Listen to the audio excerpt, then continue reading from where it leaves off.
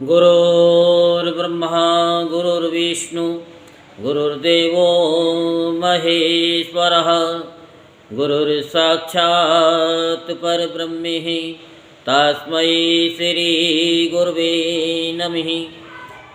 ओं गजाननं भूतगणाधिसेवितं कपितजम्बुफलचारुभक्षणं उमासुतं शोकविनाशकारिकं नमामि विघ्नेश्वरपादपङ्कजम्। ओं श्री शां शिवाय नमः। ओं श्री शां शिवाय नमः। ओं श्री शां शिवाय नमः। ओं श्री शां शिवाय नमः। ओं श्री शां शिवाय नमः। आज हम आपको शिव महापुराण की कथा सुनाते हैं। सो आप सभी मन को एकाग्र करते हुए शिव पुराण की कथा को सुनेंगे और अपने जीवन में जो भी कष्ट हैं उनको दूर करने का प्रयत्न करेंगे। जितना आप ध्यान से सुनेंगे उतने भोले बाबा आपके कष्टों को, आपके रोगों को मिटा देंगे, आपके दुख दरिद्रता को मिटा देंगे। केवल सुनने मात्र से आपके सारे कार्य सिद्ध हो जाएंगे। बोल शंकर भगवान की जय। उत्तर दिशा में विद्यमान शिवलिंगों के वर्णन और क्रम में चंद्रभाल एवं पशुपति नाथलिंग का महात्म का वर्णन हम करते हैं। ऋषिगण बोले, हे महाभाग, हे सूत जी, शिव जी में आसक्त चित्त वाले आप धन्य हैं, जो कि आपने महाबलेश्वर लिंग की ये अद्भुत कथा हमें सुनाई। अब उत्तर दिशा में स्थित जो शिवलिंग है उनका पापनाशक निर्मल महात्म आप सुनाइए। सूत जी बोले, हे ब्राह्मणों, मैं उत्तर दिशा में विराजमान मुख्य मुख्य शिवलिंगों के महात्म का संक्षेप में वर्णन कर रहा हूँ। आप लोग आदर पूर्वक सुनिए। गोकर्ण नामक एक दूसरा भी पापनाशक क्षेत्र है। वहाँ पर एक पवित्र तथा अति विस्तृत महावन है। वहाँ पर चंद्रभाल नामक उत्तम तथा सर्वसिद्धि दायक शिवलिंग है, जिसे रावण सद्भक्ति पूर्वक लाया था। हे मुनीश्वरों, वहाँ पर उस करुणा सागर शिवलिंग की स्थिति सारे संसार के हित के लिए वैद्यनाथ नामक ज्योतिर्लिंग के तुल्य है। गोकर्ण में स्नान कर तथा चंद्रभाल का पूजन कर मनुष्य अवश्य ही शिवलोक को प्राप्त करता है, इसमें संशय नहीं है।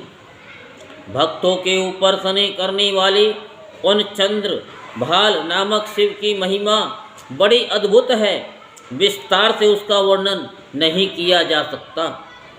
चंद्रभाल नामक महादेव के लिंग की महती महिमा का वर्णन मैंने जिस किसी प्रकार कर दिया, अब दूसरे लिंग का महात्म सुनिए।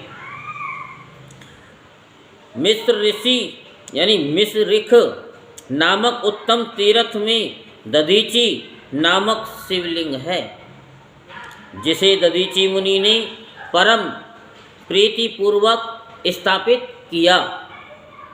वहाँ जाकर उस तीर्थ में विधि पूर्वक स्नान कर दधीचेश्वर शिवलिंग का आदर पूर्वक पूजन अवश्य ही करना चाहिए।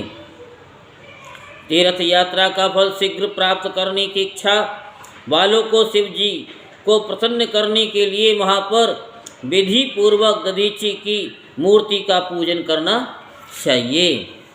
हे मुनि श्रेष्ठों, ऐसा करने से मनुष्य कृत्य हो जाता है और इस लोक में सभी सुख भोग कर परलोक में सद्गति प्राप्त करता है। नैमिषारण्य में सभी ऋषियों द्वारा स्थापित ऋषिवर नामक सुखदायक शिवलिंग है। हे मुनीश्वरों, उसके दर्शन एवं पूजन से पापी लोगों को भी इस लोक में भोग तथा परलोक में मोक्ष प्राप्त होता है। हत्याहरण तीर्थ में पापों को दूर करने वाला तथा करोड़ों हत्याओं का नाश करने वाला शिवलिंग है। उसकी विशेष रूप से पूजा करनी चाहिए। देव प्रयाग तीर्थ में ललितेश्वर नामक शिवलिंग है। उस लिंग की हमेशा पूजा करनी चाहिए, जिससे सभी प्रकार के पाप दूर हो जाते हैं। पृथ्वी पर प्रसिद्ध नेपाल नामक पुरी में पशुपतीश्वर नामक शिवलिंग है, जो संपूर्ण कामनाओं का फल प्रदान करता है। वह शिवलिंग शिरोभाग मात्र से वहाँ स्थित है। उसकी कथा केदारेश्वर वर्णन के प्रसंग में कहूँगा। उसके समीप मुक्ति नाथ नामक अत्यंत अद्भुत शिवलिंग है। उसके दर्शन एवं अर्चन से भोग तथा मोक्ष प्राप्त होते हैं। हे मुनीश्वरों, इस प्रकार मैंने आप लोगों से चारों दिशाओं में स्थित शिवलिंगों का उत्तम वर्णन किया। अब आप लोग और क्या सुनना चाहते हैं? ऋषि बोले, हे सूत जी, आप व्यास जी की कृपा से सब कुछ जानते हैं। कोई भी बात आपसे अज्ञात नहीं है, इसलिए हम लोग आपसे पूछते हैं। आपने पूर्व में कहा था कि लोक में सभी जगह शिवलिंग की पूजा होती है। क्या वह लिंग होने के कारण ही पूजित है अथवा अन्य कोई कारण है? शिव वल्लभा पार्वती लोक में वाणलिंग रूपा कही जाती है। हे सूत जी, इसका क्या कारण है? इस विषय में आपने जैसा सुना है वैसा कहिए। सूत जी बोले, हे ब्राह्मणों, हे ऋषि सत्तमों, मैंने व्यास जी से जो कल्प भेद की कथा सुनी है उसी का आज वर्णन कर रहा हूँ। आप लोग ध्यानपूर्वक सुने। पूर्व काल में दारुवन में ब्राह्मणों के साथ जो घटना घटी उसी को आप लोग सुने। जैसा मैंने सुना है वैसा ही कहता हूँ। हे ऋषि सत्तमों, जो दारू नामक श्रेष्ठ वन है, वहाँ नित्य शिव जी के ध्यान में तत्पर शिव भक्त ब्राह्मण रहा करते थे। हे मुनीश्वरों, वे तीनों कालों में सदा शिव जी की पूजा करते थे और नाना प्रकार के स्तोत्रों से उनकी स्तुति किया करते थे। शिव ध्यान में मगन रहने वाले वे शिव भक्त श्रेष्ठ ब्राह्मण किसी समय संविधा लेने के लिए वन में गए हुए थे। इसी बीच उन लोगों की परीक्षा लेने हेतु साक्षात नील लोहित भगवान शंकर विकट रूप धारण कर वहाँ आए। वे दिगंबर भस्म रूप भूषण से विभूषित तथा महातेजस्वी भगवान शंकर हाथ में तेजो में लिंग को धारण कर विचित्र लीला करने लगे। मन से उन वन वासियों का कल्याण करने के लिए भक्तों से प्रेम करने वाले वे शिव स्वयं प्रेम पूर्वक उस वन में गए। उन्हें देखकर ऋषि पत्नियां अत्यंत भयभीत हो गईं और अन्य स्त्रियां विहल तथा आश्चर्यचकित होकर वहीं चली आईं। कुछ स्त्रियों ने परस्पर हाथ पकड़कर आलिंगन किया।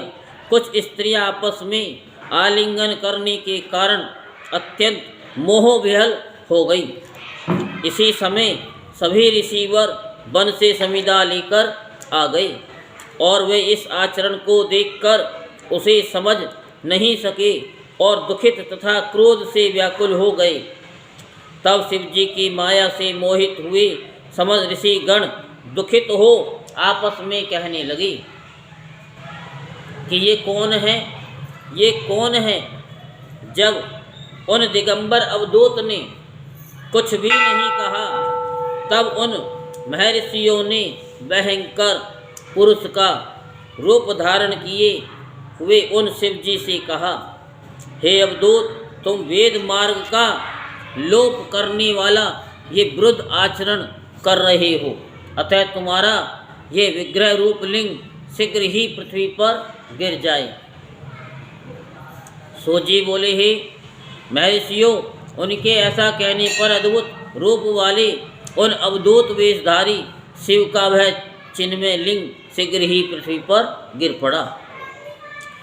अग्नितुल्य उस माहेश्वर लिंग ने सामने स्थित सभी वस्तुओं को जला डाला, और इतना ही नहीं, वह फैलकर जहाँ जहाँ जाता सब कुछ भस्म कर देता।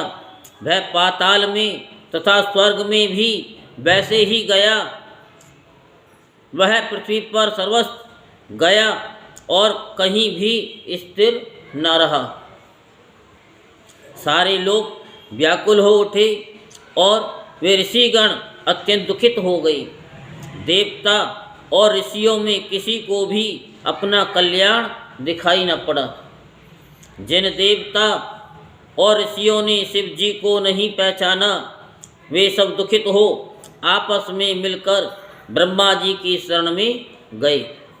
हे ब्राह्मणों, वहाँ जाकर उन सभी ने ब्रह्मा को प्रणाम तथा स्तुति कर सृष्टिकर्ता ब्रह्मा से सारा वृत्तांत निवेदन किया।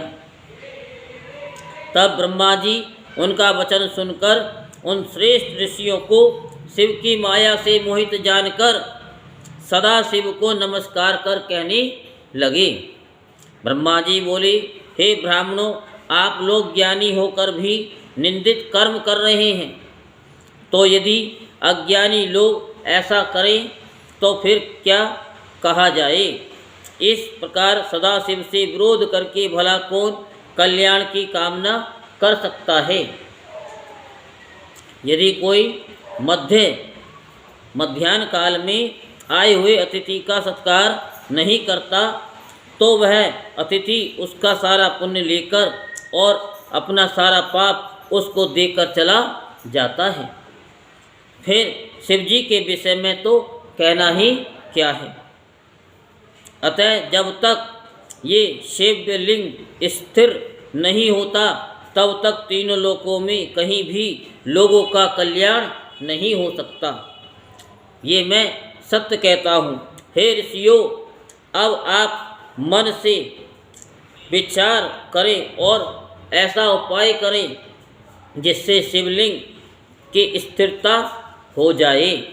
सूजी बोले, ब्रह्मा के द्वारा इस प्रकार कहे जाने पर ऋषियों ने उनको प्रणाम कर कहा कि हे ब्रह्मन, अब हम लोगों को क्या करना चाहिए?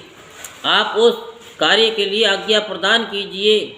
तब उन मुनीश्वरों के द्वारा इस प्रकार कहे जाने पर सर्वलोक पितामह ब्रह्मा जी ने उन मुनीश्वरों से स्वयं कहा। ब्रह्मा जी बोले, हे देवताओं, आप लोग देवी पार्वती की आराधना करके उन शिवा से प्रार्थना कीजिए।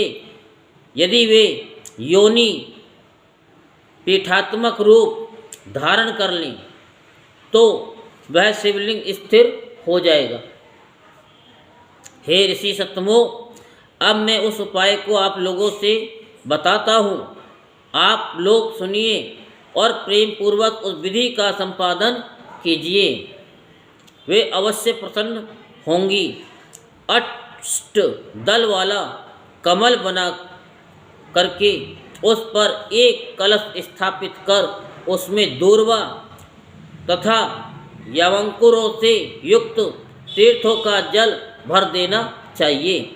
फिर वेद मंत्रों के द्वारा उस कुंभ को अभिमंत्रित करना चाहिए। इसके बाद हे महर्षियों, वेदोक्त रीति से उसका पूजन करके शिव का स्मरण करते हुए शतरुद्रीय मंत्रों से कलश का जल से उस शिवलिंग का अभिषेक करना चाहिए। फिर उन्हीं मंत्रों से लिंग का प्रोक्षण करना चाहिए। तब शिवलिंग प्रशांत हो जाएगा। इसके बाद योनि रूपा गिरजा तथा उत्तम वाणलिंग को स्थापित कर उस प्रतिष्ठित शिवलिंग को पुनः अभिमंत्रित करना चाहिए। उसके अनंतर सुगंध द्रव्य, चंदन, पुष्प, धूप एवं नैवेद्य आदि से पूजा कर प्रणाम, स्तुति तथा मंगलकारी गीत वाद्य के द्वारा परमेश्वर को प्रसन्न करना चाहिए। तत्पश्चात स्वस्ति वाचन करके जय शब्द का उच्चारण करना चाहिए और प्रार्थना करना चाहिए कि हे देवेश, हे संसार को प्रसन्न करने वाले, आप हम पर प्रसन्न होइए।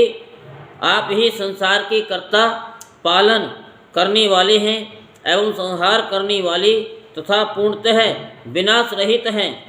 आप इस जगत के आदि, जगत के कारण एवं जगत के आत्म स्वरूप भी हैं। हे महेश्वर, आप शांत हो जाएं और संपूर्ण जगत का पालन करें।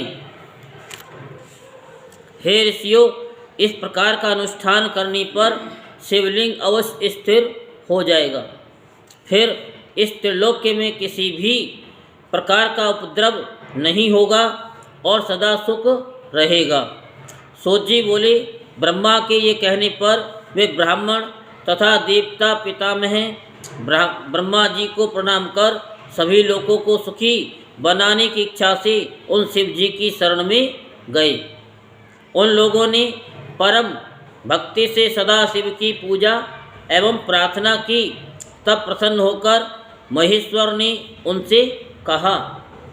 महेश्वर बोले, हे देवताओं, हे ऋषियों, आप लोग आदरपूर्वक मेरी बात सुनिए। यदि ये सब शिवलिंग योनि पीठात्मिका समस्त ब्रह्मांड का प्रसव करने वाली भगवती महाशक्ति के द्वारा धारण किया जाए, तभी आप लोगों को सुख प्राप्त होगा।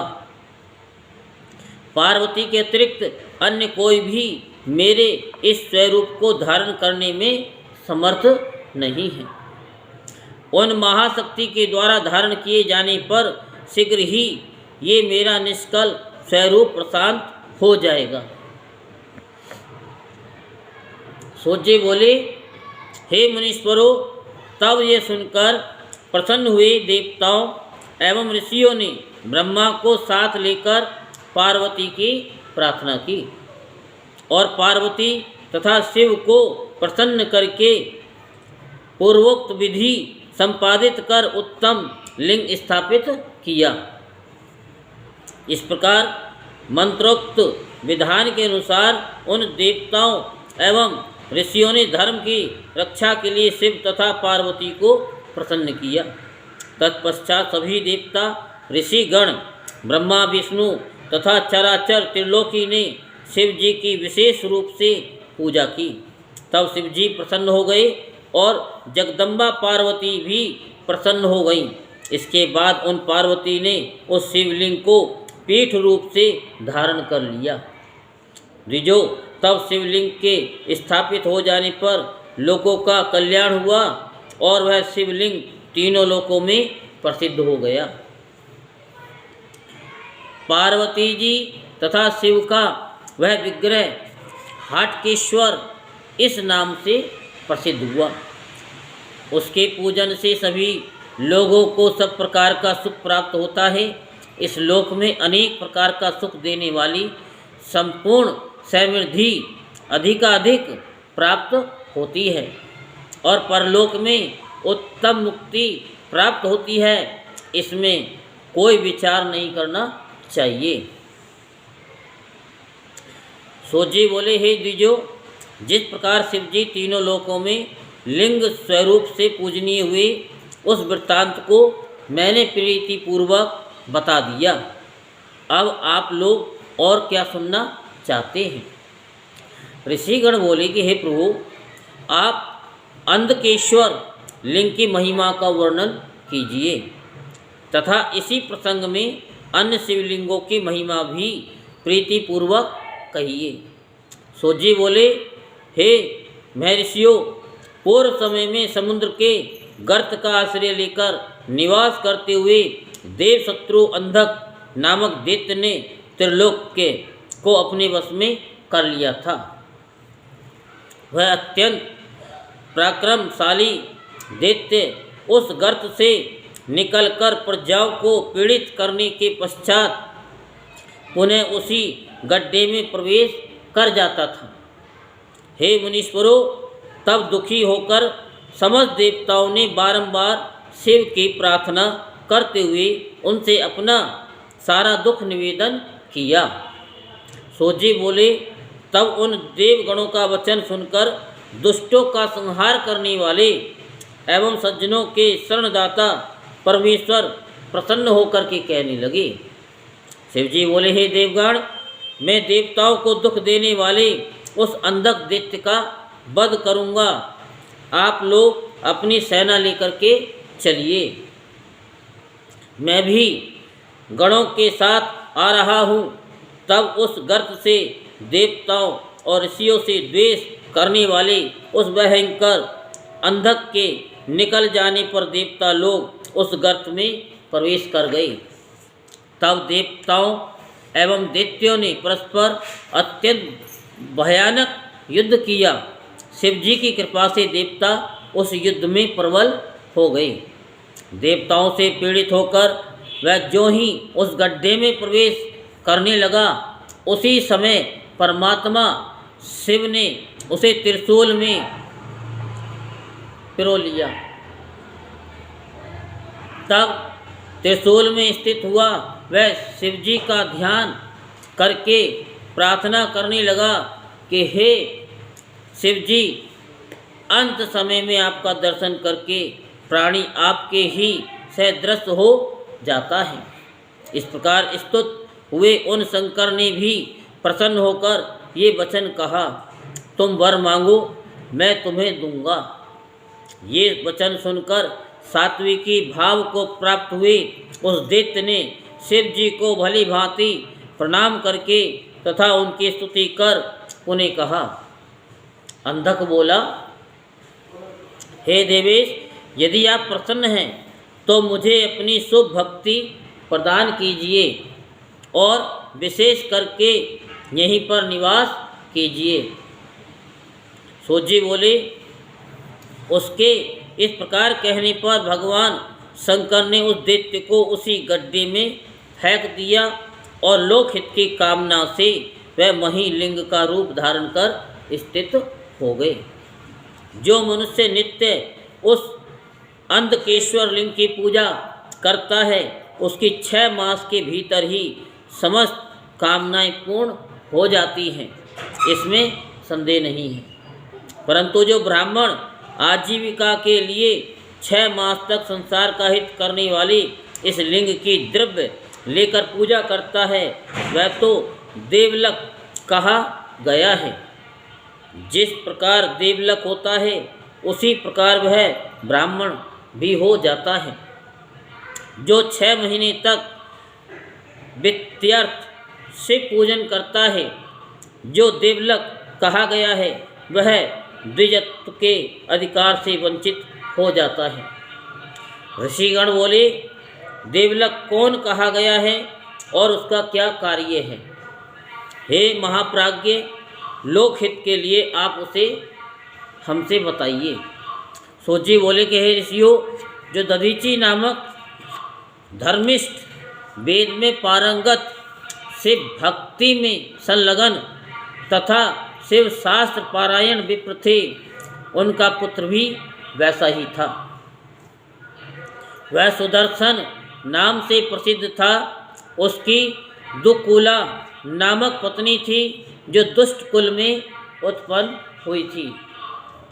उसका यह पति सुदर्शन उसके वंश में यानी बस में रहता था। उसके 4 पुत्र हुए। वह सुदर्शन भी नित्य शिव की पूजा किया करता था। किसी समय दधीची को दूसरे गांव में जाना पड़ा। वहाँ बांधवों के सम्मेलन के कारण बंधु बांधवों ने उन्हें लौटने नहीं दिया। सेवों में श्रेष्ठ वे दधीची अपने पुत्र से, तुम शिवजी की सेवा करते रहना, ये कहकर पूजन आदि दायित्वों से मुक्त होकर के चले गए। उनका पुत्र सुदर्शन भी शिवजी का पूजन करता रहा। हे मुनीश्वरों, इस प्रकार बहुत समय बीत गया। इस बीच शिवरात्रि आ गई और उसमें सभी लोगों ने उपवास किया और सुदर्शन ने स्वयं भी संयोगवश उपवास किया।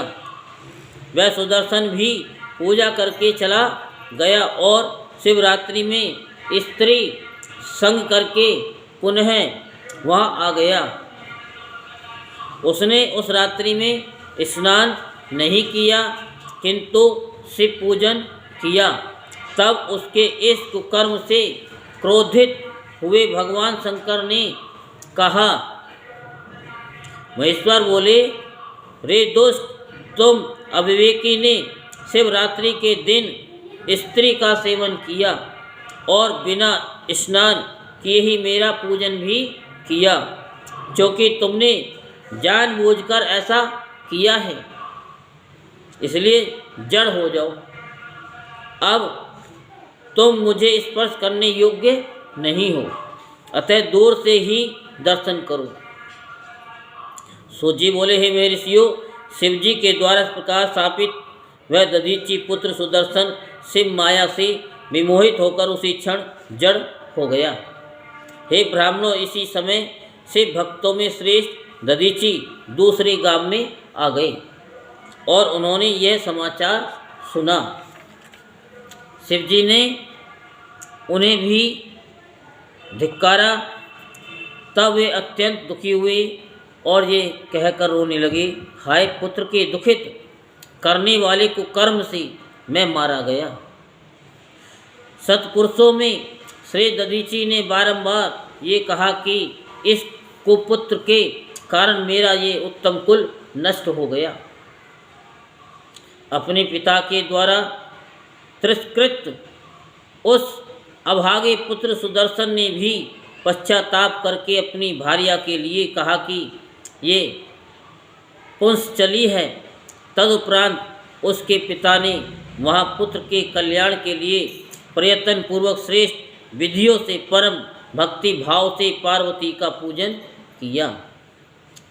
स्वयं सुदर्शन ने भी महाभक्ति पूर्वक चंडी पूजन विधान से पार्वती का पूजन किया और उत्तम स्तोत्रों से उनकी स्तुति भी की।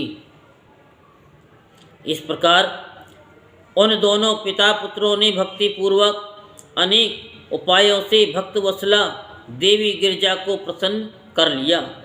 हे मुनि, तब उन दोनों के उत्कृष्ट सेवा भाव से प्रसन्न हुई चंडिका ने सुदर्शन को अपना पुत्र मान लिया। चंडिका ने स्वयं भी उस सुदर्शन नामक पुत्र के लिए शिव जी को प्रसन्न किया। इसके बाद पूर्व में सुदर्शन से क्रोधित किंतु अब उस पुत्र पर क्रोध रहित चंडिका ने प्रसन्नचित्त होकर उन वृषभ ध्वज महेश्वर को भली भांति प्रसन्न जानकर उन्हें नमस्कार कर स्वयं ही उस सुदर्शन को अब उनकी गोद में बिठा दिया। इसके बाद गिरजा ने स्वयं ही सुदर्शन को घृत से स्नान कराकर एक ग्रंथि से युक्त तिरावृत यज्ञोपवीत प्रसन्नता पूर्वक पहनाया। तत्पश्चात अंबिका ने पुत्र सुदर्शन को 16 अक्षर से युक्त शिव गायत्री का उपदेश दिया और ये भी कहा कि ये बटो श्री शब्द पूर्वक ओम नमः शिवाय इस मंत्र का 16 बार उच्चारण कर संकल्प पूजा किया करें। पुनः उन्होंने स्नान से लेकर प्रणाम प्रयत्न विविध उपचारों से ऋषियों के सानिध्य में मंत्र एवं वाद्य के साथ उस बालक से शिव पूजन करवाया और उससे शिव जी के अनेक नामों तथा मंत्रों का पाठ कराया। तत्पश्चात अत्यंत प्रसन्नचित्त होकर चंडिका एवं शिव जी ने उससे कहा कि हे पुत्र, मेरे लिए कुछ भी धन धान्य आदि अर्पित किया गया हो वह सब तुम्हें ग्रहण करना चाहिए। इसे ग्रहण करने में तुम्हें कोई दोष नहीं लगेगा। मेरे समस्त कार्य में और विशेषकर देवी के कार्य में तुम मुख्य रहोगे। मेरे लिए चढ़ाया गया घृत, तेल आदि सब कुछ तुम्हें ग्रहण करना चाहिए। जब प्रजापत्य होने लगेगा तब उसमें तुम अकेले ही मुख्य होंगे और तभी पूजा पूर्ण होगी, अन्यथा सब पूजा निष्फल हो जाएगी। तुम सर्वदा वर्तुलाकार तिलक लगाना, स्नान करना, शिव संध्या करना और शिव गायत्री का जप करना। सबसे पहले मेरी सेवा करके तुम कुलोचित अन्य कार्य करना। ये सब किए जाने पर तुम्हारा कल्याण होगा। मैंने तुम्हारे समस्त दोष क्षमा कर दिए। सोजी बोले, ऐसा कहकर परमात्मा शिव जी ने उसके चारों बटुक पुत्रों को चारों दिशाओं में अभिषिक्त कर दिया। तब भगवती चंडी पुत्र सुदर्शन को अपने निकट बैठाकर उसके पुत्रों को अनेक प्रकार के वर देकर शिक्षा देने लगी। देवी बोली, दो वीरों के युद्ध में जिस ओर मेरा बटुक होगा उसकी सदा विजय होगी, इसमें संदेह नहीं करना चाहिए। हे पुत्र, जिसने तुम्हारी पूजा की उसने मानो मेरी पूजा कर ली। तुम सभी को अपना कर्म सदा करते रहना चाहिए। सोजी बोले, हे ऋषियों, इस प्रकार शिव एवं शिवा ने कृपा पूर्वक संसार के कल्याण के लिए पुत्रों सहित उस महात्मा सुदर्शन को अनेक वर प्रदान किए।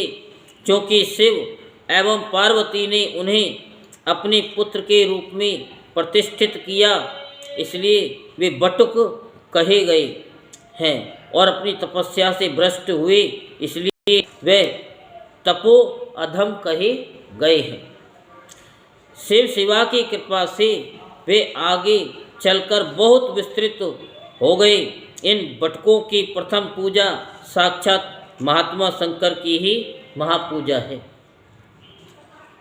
इसलिए जब तक बटकों की पूजा ना कर ली जाए तब तक शिव जी की पूजा नहीं करनी चाहिए। यदि पूर्व में शिव जी की पूजा की जाए तो वह शुभदायी नहीं होती। शुभ कार्य हो अथवा अशुभ कार्य हो, बटुक का कभी भी त्याग न करें। प्रजापत्य भोज में एक बटुक का पूजन भी विशिष्ट कहा गया है। शिव एवं पार्वती के कार्य में बटुक की ही विशेषता देखी जाती है। हे बुद्धिमान एवं निष्पाप शौनक जी, मैं जैसा कहता हूँ उसे आप सुने। अंधकेश्वर के समीप भद्र नामक राजा के नगर में प्रजापत्य नामक यज्ञ अनुष्ठान, जिसमें नित्य प्रति ब्राह्मण भोजन का संपादन होता था, के नित्य भोजन वाले नियम में शिव के अनुग्रह से जो अद्भुत घटना घटी उसे प्रीति पूर्वक सुनिए। जैसा मैंने सुना है वैसा कह रहा हूँ। भगवान सदाशिव ने प्रसन्न होकर उस भद्र नामक राजा को एक ध्वज प्रदान किया। उसके अनंतर देवादिदेव सदाशिव ने कृपा पूर्वक उस राजा से कहा, हे राजन, जिस दिन तुम्हारा प्रजापत्य यज्ञ पूर्ण होगा उस दिन प्रातःकाल ये बंधी हुई ध्वजा बढ़ेगी और रात्रि में गिर जाएगी। यदि तुम्हारी पूजा में कोई त्रुटि होगी तो ये ध्वजा रात्रि काल में भी स्थिर रहेगी। इतना कहकर राजा से संतुष्ट हुए कृपा निधि शंकर अंतर्ध्यान हो गए। हे महामुनि, उस राजा का वैसा ही नियम चलता रहा। वह शिव पूजा के विधान के अनुसार नित्य प्रति प्रजापत्य का अनुष्ठान करने लगा। जब कार्य पूर्ण हो जाता तो प्रातःकाल ध्वजा स्वयं बढ़ जाती एवं सायंकाल गिर जाती। किसी समय ब्राह्मण भोजन के बिना ही बटकों की पूजा पहले हो गई और वह ध्वजा गिर पड़ी। ये देखकर राजा ने पंडितों से पूछा, ब्राह्मण लोग यहाँ भोजन कर रहे हैं किंतु ये ध्वजा नहीं उठा। हे ब्राह्मणों, वह ध्वजा क्यों गिर पड़ा? आप लोग सत्य सत्य कहिए। तब इस प्रकार पूछे जाने पर पंडित परवर ब्राह्मणों ने कहा कि महाराज, ब्रह्मभोज में चंडी पुत्र बटुक को पहले ही भोजन करा दिया गया। इससे शिवजी संतुष्ट हो गए, इसीलिए ध्वजा गिर गई। तब यह सुनकर वह राजा तथा अन्य लोग भी चकित हो गए और प्रशंसा करने लगे। इस प्रकार शिवजी ने स्वयं ही उन बटुकों की महिमा बढ़ाई। इसलिए प्राचीन विद्वानों ने बटुकों को श्रेष्ठ कहा है। अतः बटुकों के द्वारा ही शिवजी के उत्तारण करवानी चाहिए, अन्यथा पूजा सफल नहीं होती। शिवजी के वचन अनुसार इसमें दूसरों का अधिकार नहीं है, उन्हें ही उत्तारणा करनी चाहिए, तभी पूजा पूर्ण होती है। केवल इतना ही उनका कार्य है, कोई दूसरा कार्य नहीं है। हे मुनीश्वरों, आप लोगों ने जो पूछा था वह सब मैंने कह दिया। इसे सुनकर मनुष्य शिव पूजा का फल प्राप्त करता है। ऋषि बोले, हे सूत जी, अब आप ज्योतिर्लिंगों के महत्तम तथा उनकी उत्पत्ति का वर्णन कीजिए। जैसा आपने सुना है वह सब बताइए। सूत जी बोले, हे ब्राह्मणों, मैं उनके महत्तम एवं उनकी उत्पत्ति के विषय में जैसा कि मैंने अपने सद्गुरु से सुना है, संक्षेप में अपनी बुद्धि के अनुसार कहता हूँ, आप लोग श्रवण कीजिए। हे मुनि श्रेष्ठों, सैकड़ों वर्षों में भी इनके महत्तम का वर्णन नहीं किया जा सकता, फिर भी मैं आप लोगों को बता रहा हूँ। उसमें सोमनाथ प्रथम कहे गए हैं। हे मुनि, सबसे पहले उन्हीं का महत्तम सावधानी से सुनो। हे मुनीश्वरों, महात्मा दक्ष ने अपनी अश्विनी आदि 27 कन्याओं का विवाह चंद्रमा से कर दिया। वे चंद्रमा को अपने पति के रूप में प्राप्त कर अत्यधिक शोभित हुई और चंद्रमा भी उन्हें प्राप्त कर निरंतर शोभित होते थे। जैसा कि स्वर्ण से मणि सुशोभित होती है और मणि से स्वर्ण सुशोभित होता है, उसके अनंतर काल क्रम में उनके साथ जो हुआ उसको सुनिए। चंद्रमा की सभी पत्नियों में जो रोहिणी नाम वाली कही गई है, वह उन्हें जितना अधिक प्रिय थी, उतना अन्य कोई भी नहीं थी। तब अन्य कन्याएं दुखी होकर अपने पिता की शरण में गईं।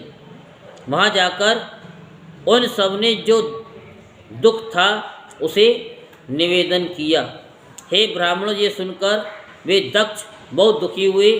उसके बाद चंद्रमा के पास आकर उन्होंने शांति पूर्वक ये वचन कहा। दक्ष बोले, हे चंद्रमा, आप उत्तम कुल में उत्पन्न हुए हैं। सभी आश्रितों के प्रति तो समान व्यवहार करना उचित है, पर आपका विषम व्यवहार क्यों है?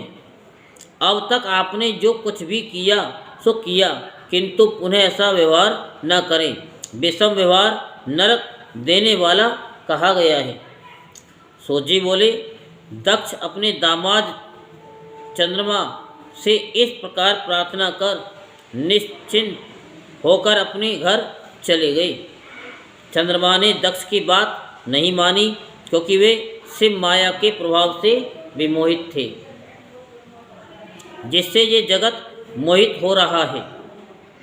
जब जिसका शुभ होना है तब उसका शुभ अवश्य होता है, और जब अशुभ होना है तब उसका शुभ किस प्रकार हो सकता है। चंद्रमा ने भी बलवान होनहार के कारण उनकी बात नहीं मानी।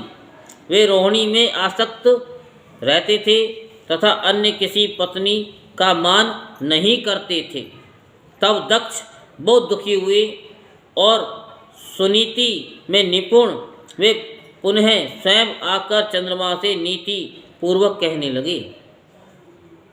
दक्ष बोले, हे चंद्र, आप सुने, मैंने आपसे अनेक प्रकार से प्रार्थना की, किंतु आपने नहीं माना, अतः आप क्षय रोग से ग्रस्त हो जाएं। सूत जी बोले, उनके इस प्रकार कहने पर चंद्रमा उसी क्षण क्षय रोगी हो गई। तब उनके क्षीण होते ही महान हाहाकार मच गया। हे मुनि, उस समय सब देवता एवं ऋषि हाय, अब क्या करना चाहिए, चंद्रमा का कल्याण फिर किस प्रकार होगा, ऐसा कहते हुए दुखित तथा व्याकुल हो गए। चंद्रमा ने इंद्र आदि सभी देवताओं तथा वशिष्ठ आदि ऋषियों से ये सब बताया। तब सभी लोग ब्रह्मा जी की शरण में गए। मुनि उस समय वहाँ जाकर अति व्याकुल हुए देवगण एवं ऋषियों ने ब्रह्मदेव को प्रणाम करके उनकी स्तुति कर वह सारा समाचार निवेदन किया। ब्रह्मा भी उनकी बात सुनकर अत्यंत आश्चर्यचकित हो शिव माया की प्रशंसा कर उन्हें सुनाते हुए कहने लगे। ब्रह्मा जी बोले, अहो, सारे संसार को दुख देने वाला ये महान कष्ट उपस्थित हुआ है। चंद्रमा तो सदा से ही दुष्ट है और दक्ष ने भी इसे शाप दे दिया। दुष्ट चंद्रमा ने और भी अनेक दुष्कर्म किए हैं। हे देवताओं तथा ऋषियों, आप लोग चंद्रमा का पुरातन कृत्य सुनिए। इस दुष्ट ने बृहस्पति के घर जाकर उनकी पत्नी तारा का अपहरण किया। उसके बाद वह दैत्यों से जाकर मिल गया और उनके पक्ष में होकर देवताओं से युद्ध भी किया। जब मैंने और अत्रि ने चंद्रमा को मना किया, तब उसने तारा को उन्हें लौटा दिया। उसे गर्भवती देखकर बृहस्पति जी ने कहा, मैं इसे ग्रहण नहीं करूँगा। इसके बाद हम लोगों ने बृहस्पति जी को ऐसा करने से रोका। तब बड़ी कठिनाई से उन्होंने तारा को स्वीकार किया। बृहस्पति जी ने पुनः कहा कि मैं इसे तभी ग्रहण करूँगा जब ये गर्भ का परित्याग करेगी। हे महर्षियों, तब मैंने तारा का गर्भ त्याग कराया। मैंने उससे पुनः पूछा कि ये किसका गर्भ है। तब उसने कहा कि ये गर्भ चंद्रमा का है। इसके बाद बृहस्पति ने मेरे कहने से उस तारा को ग्रहण किया। इस प्रकार के अनेक दुष्ट कर्म चंद्रमा के हैं। उनका वर्णन मैं पुनः किस प्रकार करूं? वह आज भी वैसा ही क्यों कर रहा है? अब जो होनहार था वह तो भली भांति हो गया। वह तो कभी अन्यथा होने वाला नहीं है। अब मैं आप लोगों को उत्तम उपाय बताता हूँ, आदरपूर्वक सुनिए। चंद्रमा कल्याणकारी प्रभास क्षेत्र में देवताओं के साथ जाए और वहाँ मृत्युंजय विधान से शिव आराधन करे। शिवलिंग को सामने स्थापित कर चंद्रमा प्रतिदिन तपस्या करे, तब प्रसन्न हुए शिव उसे क्षय रोग से रहित कर देंगे। सोजी बोले कि हे महर्षियों, उन ब्रह्मा जी की ये बात सुनकर वे देवता तथा ऋषि लौटकर वहाँ आए जहाँ दक्ष तथा चंद्रमा स्थित थे। इसके बाद उन सभी देवताओं तथा ऋषियों ने दक्ष को आश्वासन देकर तथा चंद्रमा को अपने साथ ले करके प्रवास तीर्थ में जाकर सरस्वती आदि श्रेष्ठ तीर्थों का आवाहन कर के मृत्युंजय मंत्र द्वारा पार्थिव अर्चन विधि से शिव जी की आराधना की। उसके बाद विशुद्ध अंतःकरण वाले वे सभी देवता तथा ऋषि चंद्रमा को प्रभास क्षेत्र में छोड़कर प्रसन्नता पूर्वक अपने अपने धाम को चले गए। चंद्रमा ने निरंतर 6 मास तक तप किया और मृत्युंजय मंत्र से वृषभ ध्वज का पूजन किया। स्थिर चित्त होकर चंद्रमा 10 करोड़ की संख्या में उस मृत्युंजय मंत्र का जप करके तथा मंत्र स्वरूप भगवान मृत्युंजय का ध्यान करते हुए वहाँ स्थित रहे।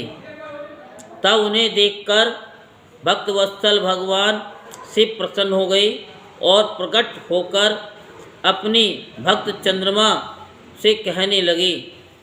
शंकर बोले, हे चंद्र, तुम्हारा कल्याण हो। तुम्हारे मन में जो अभिलाषित हो वह वर मांगो, मैं तुम पर प्रसन्न हूँ। मैं तुम्हें संपूर्ण उत्तम वर प्रदान करूँगा। चंद्र बोले, हे देवेश, यदि आप मुझ पर प्रसन्न हैं तो मेरा कौन सा कार्य असाध्य रह सकता है। फिर भी हे शंकर, मेरे शरीर के 6 रोग को दूर कीजिए। आप मेरा अपराध क्षमा करें और निरंतर कल्याण करें। उनके ऐसा कहने पर शिव जी ने ये वचन कहा। शिव जी बोले, हे चंद्र, एक पक्ष में तुम्हारी एक एक कला प्रतिदिन क्षीण होगी और पुनः दूसरे पक्ष में क्रमशः वह कला निरंतर बढ़ती रहेगी। सो जी बोले कि हे द्विजो, चंद्रमा के ऐसा वरदान प्राप्त कर लेने पर हर्ष से परिपूर्ण चित्त वाले सभी देवता और ऋषि वहाँ शीघ्र ही आ गए। वहाँ आकर उन सभी ने चंद्रमा को आशीर्वाद दिया और शिव जी को प्रणाम करके हाथ जोड़ करके आदर पूर्वक उनसे प्रार्थना की। देवता बोले, हे देवदेव, हे महादेव, हे परमेश्वर, आपको नमस्कार है। हे शंभु, हे स्वामी, पार्वती सहित आप यहाँ स्थिर हो जाइए। सो जी बोले, तब पूर्व में निराकार भगवान शिव चंद्रमा के द्वारा उत्तम भक्ति से स्तुति किए जाने पर पुनः साकार हो गए। देवताओं पर प्रसन्न होकर वे शंकर उस क्षेत्र के महात्म वर्धन के लिए तथा चंद्रमा के यश के विस्तार के लिए वहीं उन्हीं के नाम पर तीनों लोकों में सोमेश्वर नाम से विख्यात हुए। हे द्विजो, वे पूजन करने से 6 कुष्ठ आदि रोगों का विनाश करते हैं। ये चंद्रमा धन्य हैं, ये कृत्य हैं, जिनके नाम से स्वयं जगन्नाथ शंकर जी धरातल को पवित्र करते हुए यहाँ स्थित हुए। वहीं पर देवताओं ने चंद्रमा के नाम से चंद्रकुंड की स्थापना की, जहाँ शिव तथा ब्रह्मा का सम्मिश्रित निवास माना जाता है। पृथ्वी पर प्रसिद्ध वह चंद्रकुंड समस्त पापों का नाश करने वाला है। जो मनुष्य वहाँ स्नान करता है वह सभी पापों से मुक्त हो जाता है। उस कुंड में 6 मास तक निरंतर स्नान करने से 6 आदि जो भी असाध्य रोग है वह सभी नष्ट हो जाते हैं। प्रवास तीर्थ की परिक्रमा करके शुद्धात्मा मनुष्य पृथ्वी की परिक्रमा करने से होने वाला फल प्राप्त करता है और मरने पर स्वर्ग में प्रतिष्ठा प्राप्त करता है।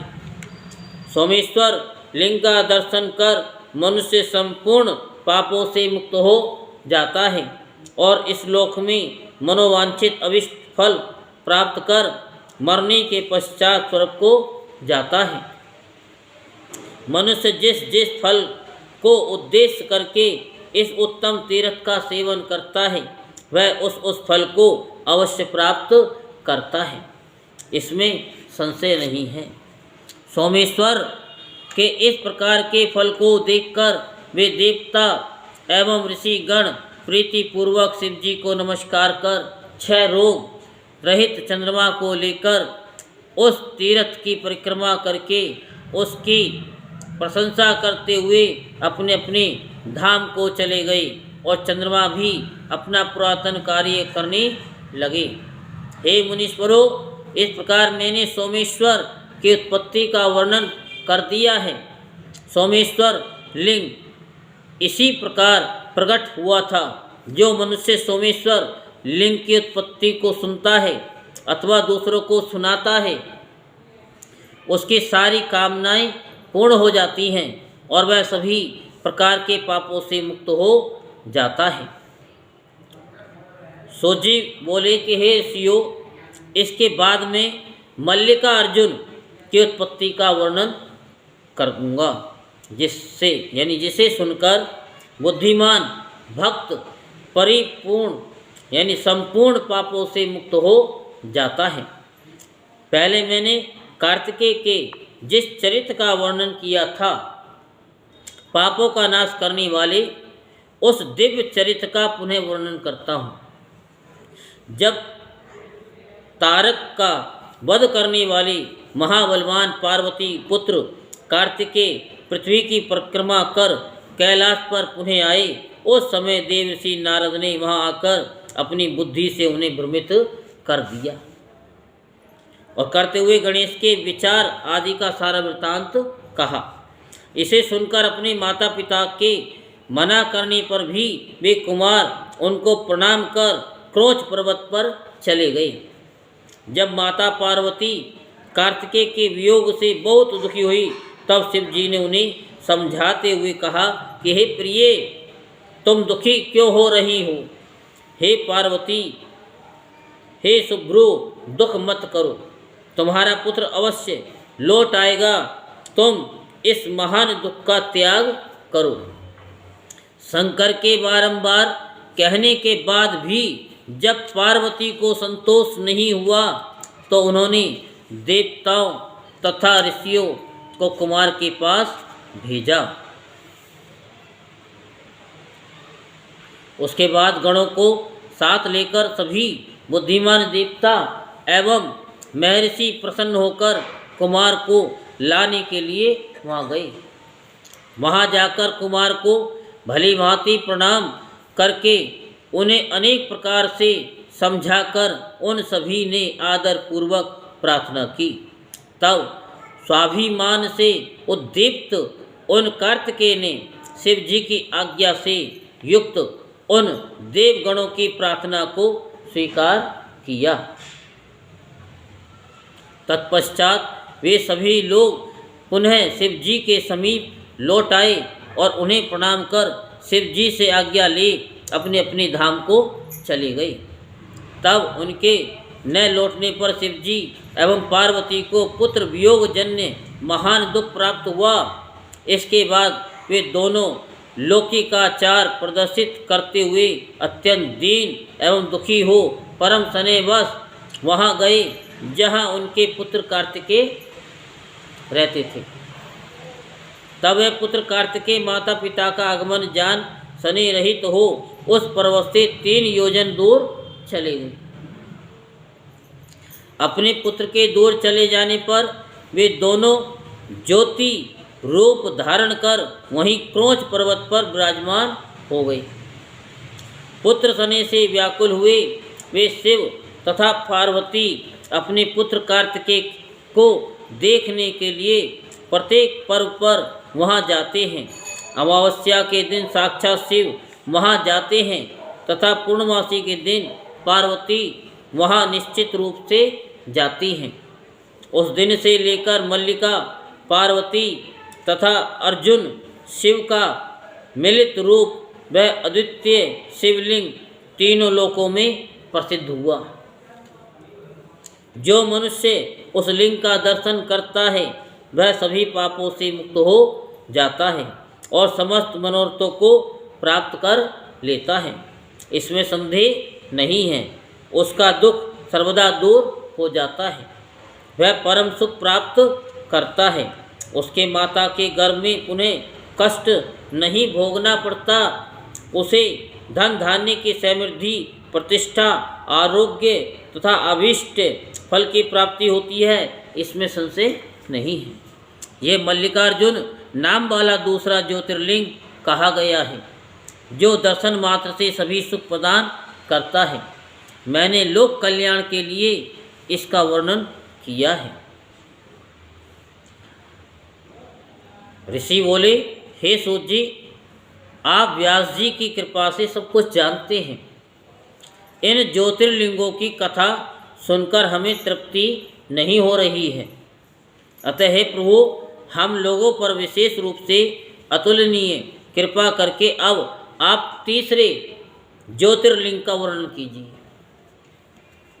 सूत जी बोले, हे ब्राह्मणों, अब श्रीमानों की संगति प्राप्त कर मैं धन्य एवं कृत्य हो गया, क्योंकि सज्जनों की संगति धन्य होती है। अतः मैं इसे अपना सौभाग्य मानकर पवित्र पाप का नाश करने वाली तथा दिव्य कथा को कहूँगा। आप लोग आदर पूर्वक सुनिए। शिवजी को प्रिय, परम पुण्यमयी, संसार को पवित्र करने वाली तथा समस्त प्राणियों को मुक्ति देने वाली मनोहर आवंती नामक एक प्रसिद्ध नगरी है।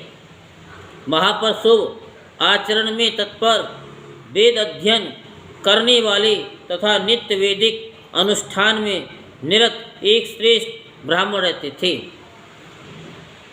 वह ब्राह्मण नित्य अग्निहोत्र करते और शिव पूजा में संलग्न रहते थे। वे प्रतिदिन पार्थिव शिवलिंग का पूजन करते थे। उन वेद प्रिय ब्राह्मण ने सारे कर्मों का फल प्राप्त कर भली भांति ज्ञान पारायण होकर अंत में सज्जनों की गति प्राप्त की।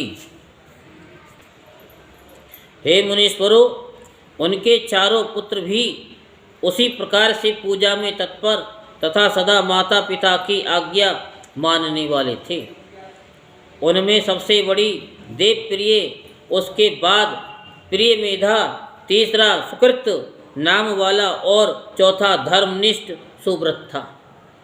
उनके पुण्य प्रताप से पृथ्वी पर सुख बढ़ रहा था, जैसे शुक्ल पक्ष में चंद्रमा बढ़ता है। उसी प्रकार उनके सुखदायक गुण भी महान निरंतर बढ़ रहे थे। उस समय वह नगरी ब्रह्म तेज से संपन्न हो गई। हे श्रेष्ठ द्विज, इस बीच वहाँ जो उत्तम घटना घटी उसे सुनिए। जैसा कि मैंने सुना है वैसा कह रहा हूँ। रतनमाल पर्वत पर दूषण नामक एक महान असुर रहता था। धर्म से द्वेष करने वाला वह महाबलवान दैत्यराज ब्रह्मा जी के वरदान से जगत को तुच्छ समझता था। उसने देवगणों को पराजित कर उन्हें उनके स्थान से निकाल दिया। उस दुष्ट ने पृथ्वी पर सभी प्रकार के वेद धर्मों तथा स्मृति धर्मों को उसी प्रकार नष्ट कर दिया, जैसे सिंह खरगोशों को नष्ट कर देता है। जितने भी वेद धर्म थे उन सबको उसने नष्ट कर दिया और प्रत्येक तीर्थ तथा क्षेत्र से धर्म को दूर हटा दिया। एकमात्र रम्य अवंती नगरी ही दिखाई दे रही है जहाँ वैदिक धर्म अभी प्रतिष्ठित है। ऐसा विचार कर उसने जो किया उसे आप लोग सुने। उस महान असुर दूषण ने बहुत बड़ी सेना लेकर वहाँ रहने वाले सभी ब्राह्मणों को उद्देश्य करके चढ़ाई कर दी। वहाँ आकर विप्रद्रोही एवं महाखल उस दैत्येंद्र ने अपने 4 दैत्य श्रेष्ठ सेनापतियों को बुलाकर ये वचन कहा। दैत्य बोला, हे दुष्ट ब्राह्मण, मेरी आज्ञा का पालन क्यों नहीं करते हो? अतः मेरे विचार से वे धर्म में तत्पर ये सब दंड के योग्य हैं। हे दैत्य सत्तमो, मैंने संसार में सभी देवताओं तथा राजाओं को पराजित कर दिया है। क्या इन ब्राह्मणों को बस में नहीं किया जा सकता? यदि ये लोग जीना चाहते हैं तो शिव धर्म तथा वेदों के परम धर्म का त्याग कर सुख प्राप्त करें, अन्यथा इनके जीवित रहने में संशय हो जाएगा। मैं ये सत्य कहता हूँ, तुम लोग निशंक होकर इस कार्य को करो। सूत जी बोले, इस प्रकार विचार कर वे चारों दैत्य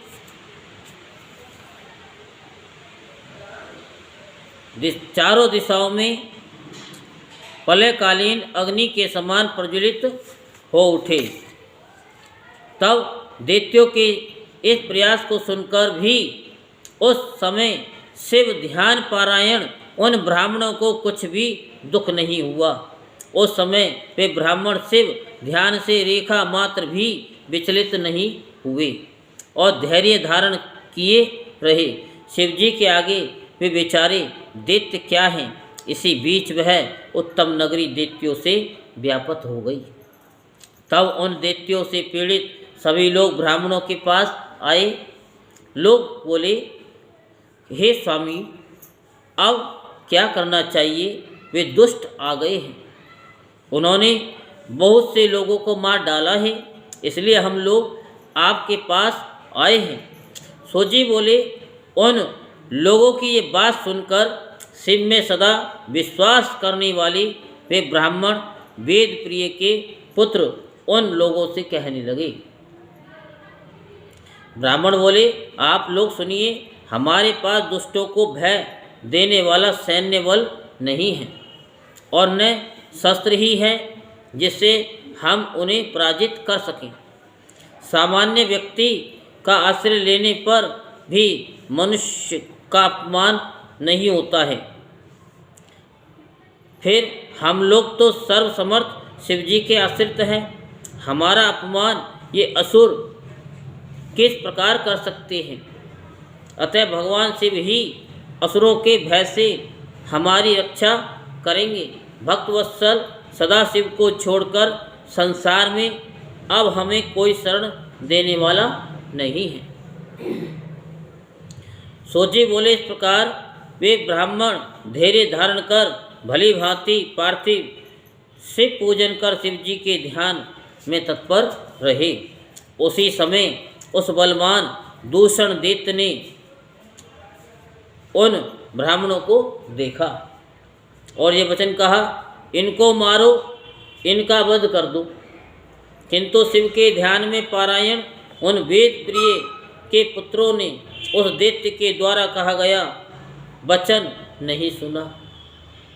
उसके बाद जो ही उस दुष्टात्मा ने उन ब्राह्मणों को मारना चाहा, तभी उस पार्थिव के स्थान पर शब्द करता हुआ एक गड्ढा हो गया।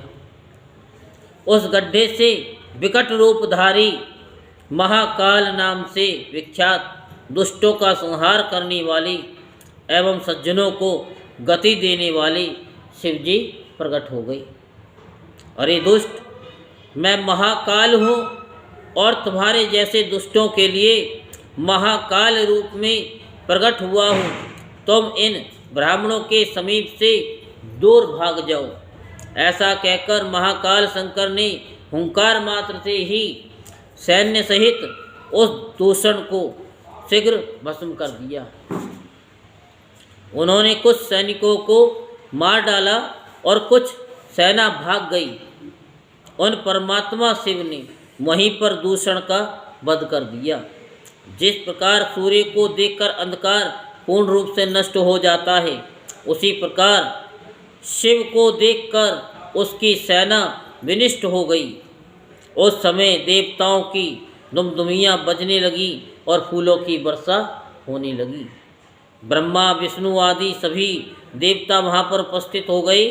ब्राह्मणों ने हाथ जोड़कर लोक कल्याण करने वाले उन भगवान शंकर को भक्तिपूर्वक प्रणाम करके अनेक प्रकार के स्तोत्रों से उनकी स्तुति की। तब महाकाल रूपधारी स्वयं महेश्वर ने प्रसन्न होकर उन ब्राह्मणों को आश्वस्त करके उनसे कहा, वर मांगिए। तब ये सुनकर वे सभी ब्राह्मण हाथ जोड़कर तथा सिर झुकाकर भक्तिपूर्वक शिव जी को प्रणाम करके कहने लगे। द्विज बोले कि हे महाकाल, हे महादेव, दुष्टों को दंड देने वाले हे प्रभु, हे शंभो, हे शिव, आप हमें संसार सागर से मुक्ति दीजिए। हे शिव, हे शंभो, हे प्रभु, आप संसार की रक्षा के लिए यहीं पर निवास करें और अपने दर्शन करने वाले मनुष्यों का आप सदा उद्धार कीजिए। सोजी बोले, उनके ऐसा कहने पर शिव जी उन्हें सद्गति प्रदान कर भक्तों के रक्षार्थ उस परम सुंदर गर्त में स्थित हो गए। इस प्रकार वे ब्राह्मण मुक्त हो गए और वहाँ चारों दिशाओं में एक कोस परिमाण वाला स्थान लिंग रूपी शिव जी का कल्याण में क्षेत्र हो गया। तभी से महाकालेश्वर नामक शिव पृथ्वी पर प्रसिद्ध हुए। हे द्विजो, उनका दर्शन करने से सपन में भी कोई दुख नहीं होता है।